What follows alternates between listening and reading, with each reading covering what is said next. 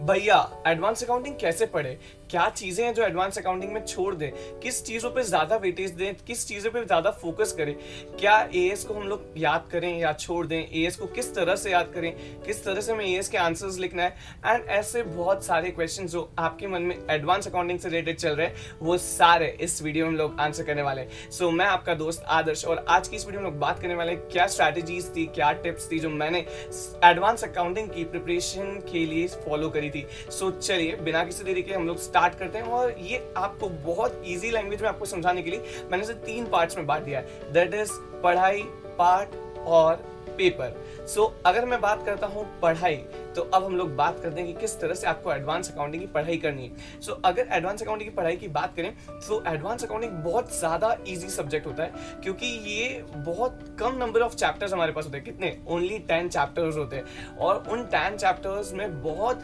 अच्छे से हम लोग एग्जाम्शन से ज्यादा स्कोर कर सकते हैं। बट वो कैसे होगा? जब एक बहुत प्रॉपर प्लानिंग में हम लोग चलते हैं। सो उस प्रॉपर प्लानिंग के साथ अगर हम लोग पढ़ेंगे तो हम लोग एग्जाम्शन से भी ज्यादा स्कोर कर सकते हैं एडवांस अकाउंटिंग में। और आपको पता है कि ग्रुप 2 में बहुत बार बच्चे रह जाते हैं और उसका कारण ये कि प्रॉपर प्लानिंग और स्ट्रैटेजी मेकिंग नहीं होता है। सो अगर हम लोग प्रॉपरली एडवांस अकाउंटिंग की प्रिपरेशन करते हैं और इसमें अच्छा स्कोर कर लेते हैं, ज्यादा स्कोर कर लेते हैं, सो हम लोगों का एग्रीगेट भी बहुत अच्छा बन सकता है। सो इसीलिए आपको ये चीज बहुत अच्छे से सोच के चलनी है। सो अब स्टार्ट करते हैं कि पढ़ाई की बात करें। सो एडवांस अकाउंटिंग में पढ़ना किस तरह? सबसे पहले अगर मैं बात करूं, एएस पे आपको बहुत ज्यादा फोकस करना है, उसको अच्छे से कवर करना है क्योंकि देखो 20 मार्क्स का जो स्टार्टिंग का क्वेश्चन होता है, फर्स्ट नंबर क्वेश्चन, वो एएस से आता है। फिर एएस में क्या है, बहुत इजीली उसको अप्लाई करने की चीजें होती हैं। बस आपको करना क्या है, आपको लैंग्वेज लर्न करना है, लैंग्वेज लर्न करने पे फोकस करना है। अब एएस की प्रिपरेशन कैसे करते हैं वो दिखा दूं। सो अगर बात करें जो भी एएस है, आपको क्या करना है, एक बार पहले एएस को पढ़ लेना, उसे समझ लेना है। फिर उसके बाद पास्ट ईयर्स या फिर आईसीआई मॉड्यूल में जो भी क्वेश्चंस है एएस से रिलेटेड, वो पर्टिकुलर एग्जांपल्स, इलस्ट्रेशन, सब कुछ देखना है। जो भी एएस से रिलेटेड चीज है उसको किस तरह से अप्लाई करा गया, क्या लैंग्वेज लिखी है। सो आपको सब कुछ रटना नहीं है, आपको वो कीवर्ड्स क्रक्स याद करके जाना है एएस के लैंग्वेज में से, जो आपको पता चले कि क्या क्या आपको आंसर में मेंशन करना है। अब आप जब एएस की प्रैक्टिस करें तो आई सजेस्ट कि आप आईसीआई की लैंग्वेज को बार बार रीड करिए ताकि आपको पता चलेगा कि एग्जैक्टली आईसीआई कौन सी लैंग्वेज चाहता है, किस तरह से वो आंसर प्रेजेंट करना चाहता है। अगर कोई केस स्टडी बेस्ड आंसर आता है तो आपको किस तरह से लिखना है एएस में? सबसे पहले एएस का नेम और उसका नंबर, आप श्योर हो तभी लिखें, अगर नहीं श्योर हो तो प्लीज ये मिस्टेक मत करिएगा। सो एएस का नाम एंड नंबर लिखा, उसके बाद आपको क्या करना है, उस एएस के बारे में थोड़ा सा लिखना है, फिर केस के बारे में लिखना है एंड दोनों को रिलेट करते हुए एक सॉल्यूशन लिखना है। सो इतना इजीली आपको उसको आंसर करना है एंड आपको बहुत अच्छा स्कोर एएस में मिल सकता है। अब अगर हम लोग बात करते हैं अदर चैप्टर्स की, सो अदर चैप्टर्स को आप फर्स्ट टाइम अगर स्टडी कर रहे हैं तो किस तरह से करना है, पहले आपको कॉन्सेप्ट नोट्स जो है वो प्रॉपर बना लेना है, समझ लेना है। फिर उसके बाद आपको क्या करना है, क्वेश्चन आंसर्स को सॉल्व करना है। अगर आप स्टार्टिंग से पढ़ रहे हैं तो मैं ये सजेस्ट करूंगा कि एक बार तो सारे क्वेश्चन को सॉल्व करना है। फिर अब हम लोग जब सेकेंड टाइम स्टडी करेंगे तो उसमें आपको क्या फोकस करना है कि आप ऑडिटिंग टेक्निक को यूज करते हुए क्वेश्चंस को बस सिर्फ देख रहे हैं कि हाँ ये क्वेश्चन इस तरह से सॉल्व होता है, इस तरह से क्वेश्चंस का आंसर्स करना है एंड डन। सो इस तरह से आप करेंगे तो बहुत अच्छे से आप एडवांस अकाउंटिंग के क्वेश्चंस को बार बार रिवाइज कर पाएंगे। अब जब हम लोग ये रिवीजन करेंगे तो कई बार ऐसा होगा कि बहुत सारे क्वेश्चन जो है आपको ऐसा लगेंगे कि यार मुझे यहाँ पे डाउट है या कुछ टफ लगेंगे, या आपको लगेगा कि यार ये क्वेश्चन आ सकता है ऐसा एग्जाम, मतलब ऐसे आते हैं गट फीलिंग कि हाँ यार ये वाला क्वेश्चन आ सकता है एग्जाम में। सो ऐसे कुछ क्वेश्चन आपको मिलते हैं तो आप उसे स्टार मार्क कर दीजिए या जो भी मार्क आप कर सकते हैं, आपको जो भी अच्छा लगे, ताकि जब नेक्स्ट टाइम रिवीजन करें सो वो वाले क्वेश्चंस पर ज्यादा फोकस करेंगे। और जो भी कोई रिपीटेटिव क्वेश्चंस होंगे ना उन्हें आपको सिंगल क्रॉस कर देना है, उसे आपको बार बार देखना ही नहीं। चलो तो इस तरह से आपको क्या करना है, पढ़ाई। अब पढ़ाई को आसान बनाने के लिए मैंने कोर्स को जो है बांट दिया है कुछ पार्ट्स में। मेरे लेवल पे मेरे को जो लगता था ना उस लेवल पे मैंने जो सिलेबस है उसको पार्ट्स में बांट दिया था। सो उस पार्ट को भी मैं डिस्कस करता हूँ आपके साथ। सो वो 3 पार्ट्स क्या थे? सबसे पहला पार्ट इजी रखा था, second is medium and third is very very very very very very important part. उस पार्ट को जरूर करना है। सो सबसे पहले अगर मैं बात करूं easy part, so easy parts में कौन से चैप्टर्स? ईसोप चैप्टर हो गया, बायबैक वाला चैप्टर हो गया, इंटरनल रिकंस्ट्रक्शन वाला चैप्टर हो गया एंड लिक्विडेटर स्टेटमेंट वाला जो चैप्टर है वो इजी पार्ट में मैंने कंसीडर किया था मेरे लेवल पे। आप थोड़ा एडजस्ट कर सकते हैं। सेकंड आता है मीडियम वाला पार्ट। मीडियम वाले पार्ट में अमलगमेशन चैप्टर हो गया। फिर उसके बाद मैंने लिया था कंसोलिडेटेड फाइनेंशियल स्टेटमेंट वाला एंड वो एक और जो चैप्टर था, चैप्टर नंबर 2, दैट इज जो हमारा पार्टनरशिप से रिलेटेड था। सो मैं सजेस्ट करूंगा चैप्टर नंबर 2 जो है ना वो सब अपनी लास्ट प्रायोरिटी में रखना। पहले सारे चैप्टर्स अच्छे से कवर कर लेना, उसके कॉन्सेप्ट स्ट्रॉन्ग कर लेना, फिर चैप्टर नंबर 2 लास्ट प्रायोरिटी में रखना। क्योंकि कई बार क्या होता है चैप्टर नंबर 2 में हम लोग बहुत ज्यादा इंडल्ज होता रहे तो दूसरे चैप्टर्स देख ही नहीं पाते। सो इस तरह से प्लान करना है।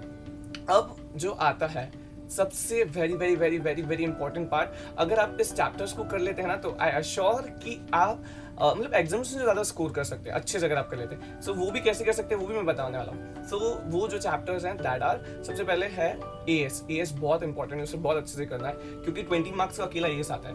फिर 2 चैप्टर्स जो कि बैंकिंग वाले हैं, दैट इज बैंकिंग वाला और एक नॉन बैंकिंग फाइनेंशियल कंपनीज वाला। ये दोनों जो चैप्टर्स बहुत ज्यादा स्कोरिंग है, बहुत ज्यादा मार्क्स आपको दिला सकते हैं। सो इसे भी बहुत अच्छे से करना है। अब मैं जो बात कर रहा था ना कि आप किस तरह से 60 से ज्यादा स्कोर कर सकते हैं। तो देखो 20 मार्क्स के तो हमारे पास एएस आ जाते हैं, ठीक है 20 हो गया। फिर अगर मैं बात करूं बैंकिंग और ये नॉन बैंकिंग फाइनेंशियल कंपनीज, ये 15 to 20 मार्क्स के क्वेश्चन इसमें से आते हैं। सो ये अगर टोटल करें तो आपका समझ लो 40 मार्क्स का ही हो गया। फिर ईसोप और बायबैक, ये बहुत ईजी चैप्टर है, इसमें से आपको आते हैं कम से कम 20 से 15 मार्क्स का अगेन। सो 55 मार्क्स का ये हो गया। और एक आध और कोई चैप्टर अगर आपने अच्छे से कर लिया सो आप 60 से ऊपर लाने की जो है पोजीशन में आ जाएंगे। बट आप ऐसा तो नहीं है ना, आप थोड़े बहुत सारे चैप्टर्स तो देखेंगे से, कुछ ना कुछ तो थोड़े और चैप्टर्स का भी लिख कर आने वाले हैं। क्योंकि इसमें जो ना मार्किंग्स होती है वो बार बार मैं बोलता हूँ स्टेप वाइज मार्किंग होती है। तो अब स्टेप वाइज मार्किंग हो तो आपको पूरा क्वेश्चन ब्लैंक नहीं छोड़ के आना है, एटलीस्ट कुछ ना कुछ तो स्टेप्स वाइज लिख कर आना है ताकि आपको स्टेप्स के मार्क्स मिल सके। सो ऐसा करके अगर आप कुछ करके आने वाले हैं तो आप डेफिनेटली इसमें 60 से ज्यादा मार्क्स सिक्योर करने वाले हैं। सो इस तरह से आपको स्मार्ट प्लानिंग करके चलना है। अब हम लोग बात करते हैं लास्टली पेपर्स की। सो पेपर्स में आपको क्या क्या चीजें ध्यान रखनी है, क्या मिस्टेक्स आपको नहीं करनी। सबसे पहले तो आपको लास्ट 2 to 3 ईयर्स के आरटीपीज एंड एमटीपीज देखना है। फॉर एएस मैं सजेस्ट करूंगा देखना ही चाहिए।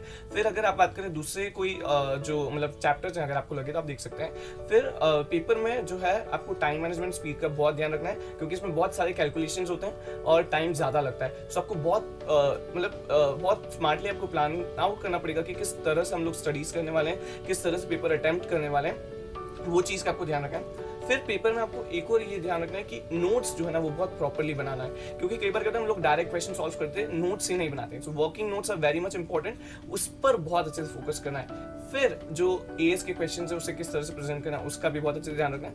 अब जो 15 मिनट्स का रीडिंग टाइम है उसमें आपको क्या करना है, फर्स्ट क्वेश्चन उसको बिल्कुल पढ़ना ही नहीं, 2 3 4 5 6 ये क्वेश्चंस पढ़ना है और इसमें से सिलेक्शन करना है कि कौन सा क्वेश्चन हम लोग करने वाले हैं, क्या ऑर्डर होने वाला है। फिर उसके बाद अगर आपके पास टाइम बचा तो क्वेश्चन नंबर 1 पढ़ें और टाइम नहीं बच रहा है तो फिर जो क्वेश्चन आपने पहले सिलेक्ट करें उन्हें स्टार्ट कर दे सॉल्व करना। फिर क्वेश्चन नंबर 1 को है बाद में सॉल्व करना है, यानी मतलब ऐसा करना है क्वेश्चन नंबर 1 को फर्स्ट टाइम पे सॉल्व भी नहीं करना है और फर्स्ट टाइम पे देखना भी नहीं। सबसे पहले आपको स्टार्ट करना है 2 3 4 5 क्योंकि क्वेश्चन नंबर 1 कंपलसरी, वो बाद में हम लोग कर सकते हैं, रीड करना है उसको कंपलसरी करना ही है। सो उस पर टाइम 15 मिनट्स इन्वेस्ट करके क्या सेंस होगा। सो इस हिसाब से आपको चलना है। सो ये जो थी ये सारी स्ट्रैटेजीज जो है आपको फॉलो करनी है फॉर एडवांस अकाउंटिंग और ये आपको बहुत हद तक हेल्प कर ली होगी और एक बहुत अलग ही लेवल का आपका कॉन्फिडेंस आ गया होगा कि आप बहुत अच्छे से एडवांस अकाउंटिंग की प्रिपरेशन कर सकते हैं। सो ये वीडियो आपको बहुत ज्यादा पसंद आया होगा मैं आशा करता हूँ एंड ऐसे ही और भी मस्त वीडियोस मैं आपके साथ लाता रहूंगा। नेक्स्ट स्ट्रैटेजी है मैं आपके साथ एडवांस अकाउंटिंग की तो अभी शेयर कर दी, अब ऑडिटिंग एंड एश्योरेंस के लिए लाके आने वाला हूँ। सो उसमें मैंने बहुत सारा कंटेंट्स, उसमें मैंने बहुत मिस्टेक्स करी थी, ऑडिट में मैंने बहुत ज्यादा कुछ मिस्टेक्स करी थी, वो सारी मिस्टेक्स मैं आपके साथ शेयर करने वाला हूँ ताकि आप अवेयर हो जाए और वो मिस्टेक्स ना करें। सो मिलते हैं अगली वीडियो में, तब तक के लिए आप पढ़ते रहिए and yes you can do it, yes you can do it and you can do it.